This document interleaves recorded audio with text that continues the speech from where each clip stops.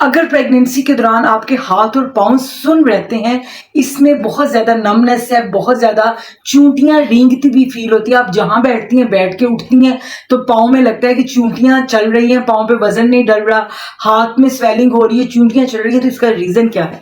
इसका रीज़न ये है कि हो सकता है कि आप एनीमिक हो, आपको शदीद खून की कमी हो। शदीद खून की कमी की वजह से भी ऐसा हो सकता है। तो आपको अपना टेस्ट करवा के अपनी खून की कमी को पूरा करना। हो सकता है कि आपको डायबिटीज़ हो, तो डायबिटीज़ का टेस्ट करवाइए, HbA1c चेक करवाइए, अगर वो डिस्टर्ब आया तो उसको ठीक कीजिए।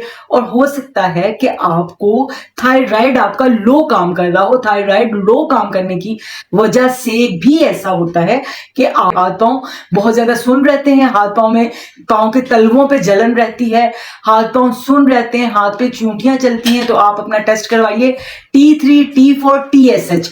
अगर ये डिस्टर्ब आते हैं तो फौरन अपने गायनेकोलॉजिस्ट से मिलिए, वो आपकी थायराइड की मेडिसिन शुरू करेगी, तो आपका ये नमनेस का मसला हल हो जाए। कैल्शियम लेवल्स को भी चेक करवा लीजिए। हो सकता है कि आप सीरम कैल्शियम लेवल जो है वो भी कम हुए हों, जिसकी वजह से आपके हाथ पांव में नमनेस हो रही है।